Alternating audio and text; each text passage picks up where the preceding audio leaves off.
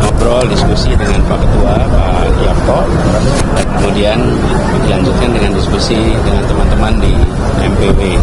Jadi silaturahmi ini bagian dari sebuah proses. Saya sebagai salah satu bagian dari keluarga besar pemuda Pancasila melaporkan bahwa ada perkembangan di mana saya mendapatkan amanat dari partai, dalam hari ini PKB, untuk mengikuti proses pilkada dan lapor kepada MPW, dan harapannya nanti bisa berjuang bersama-sama.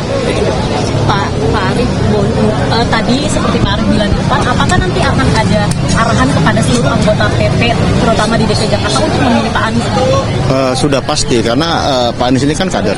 Jadi kalau memang kita ini kan selalu mengutamakan kader.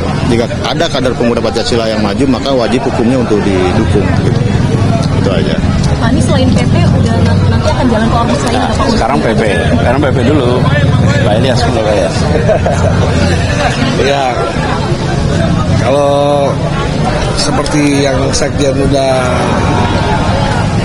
aturkan bahwa kami sebagai kader wajib hukumnya untuk mendukung kader kita apapun itu. Mau maju pilkada, mau maju nyalek, harus kita dukung. Itu wajib. Jadi sudah pasti. Wah, itu nanti akan ada hukuman sendiri tuh. Karena itu udah semboyan kita ya, untuk selalu bersatu, untuk selalu sama-sama, untuk selalu mendukung. Dan saya ingin garis bawahi bahwa pemuda Pancasila memiliki semangat untuk mengejawantahkan Pancasila dalam keseharian.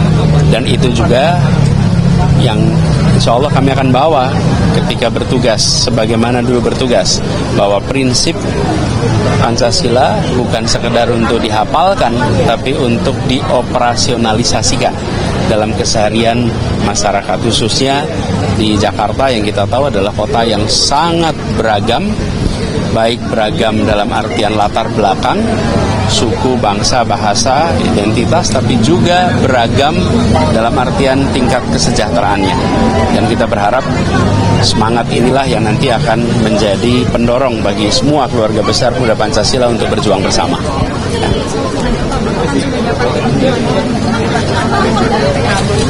Udah ada bahasan bagaimana soal isu cawe-cawe Jokowi, di mana Jokowi akan diusung RT dan juga Ya, semua prosesnya masih berjalan, mengalir saja.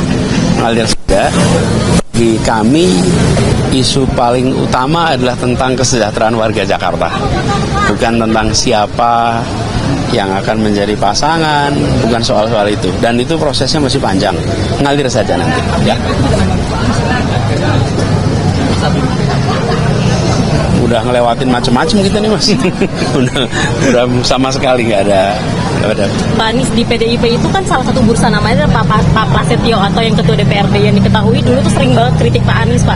Nanti kalau jadi pasangan gimana, Pak? Ya. Pokoknya kita lihat nanti aja prosesnya. Ya. Berarti terima aja tapi Pak ya kalau ada pasangan. Kan masih belum dibahas sama sekali. Fase ini belum fase pembahasan nama pasangan. Fase ini adalah fase bagaimana dari partai-partai itu terpenuhi dulu. Soal dukungan dari partai Pak PDIP, jadi Pak Ganjar bilang kalau Bapak itu sulit untuk dibacakan PDIP karena bukan kader. Contohnya gimana? Ya, semuanya kembali kepada kebijakan partai, kita hormati. Pak Anies, boleh isu perkotaan Pak Anies? Apa tuh?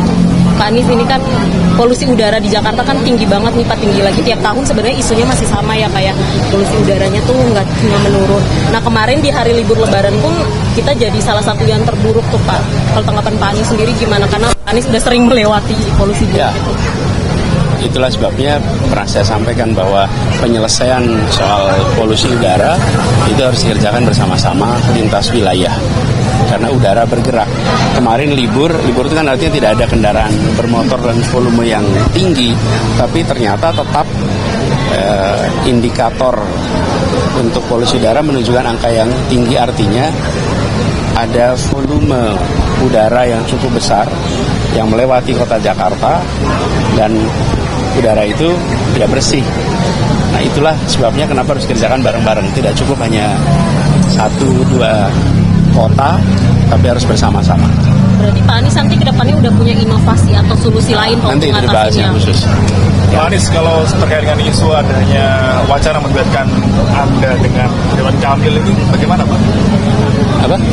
Ada isu melibatkan Anda dengan Ridwan Kamil ini bagaimana? Pokoknya itu prosesnya ngalir aja, tunggu waktunya nanti. Ya. Ada calon wakil yang paling mencolok ya. Sepanjang lah prosesnya, Tapi kemarin Kaisang bilang paling ingin dengan Pak Anies. masih panjang prosesnya. Makanya juga katanya merasa dari nama ya Pak ya calon. Pokoknya soal wakil nanti pertanyaannya udah nggak ada lagi. Pak Anies sebagai cat lovers Pak, ini di GBK ada aturan baru Pak, itu kucing-kucing liar itu dimasukin dalam karung Pak lalu diikat Pak. Gimana? Gini, Sebagai cat lovers Pak. Pak. Oke, gini.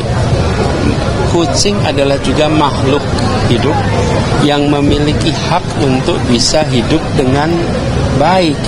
Dan kita punya tanggung jawab di Jakarta ini menjamin semua makhluk hidup bisa hidup dengan layak. Jadi jangan pandang kucing ini sebagai hama. Ini kucing ini adalah binatang ciptaan Tuhan dan kita manusia punya tanggung jawab untuk mengelola ini semua, termasuk memelihara kucing-kucing itu dengan baik. Jadi jangan pernah melakukan tindakan seperti itu. Itu sama sekali jauh dari nilai beradab. Itu jauh dari nilai prinsip dasar. Kita bicara tentang manusia yang memiliki sifat cinta kasih. Jadi menurut saya kucing-kucing ini harus dirawat. Ajak komunitas. Pengalaman kami kalau sudah mengelola seperti ini, ajak komunitas pencinta binatang untuk mencari jalan keluar yang paling tepat.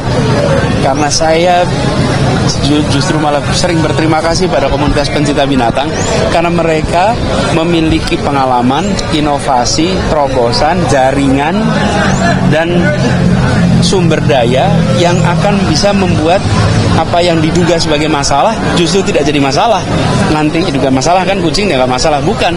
Justru nanti akan dipandang kucing-kucing ini sebagai kesempatan untuk menunjukkan kecintaan kepada binatang. Ajak komunitas dan jangan pernah kantongi kucing itu di plastik. Itu tidak boleh sama sekali. Terima kasih. Terima kasih Pak Anies. Pancasila.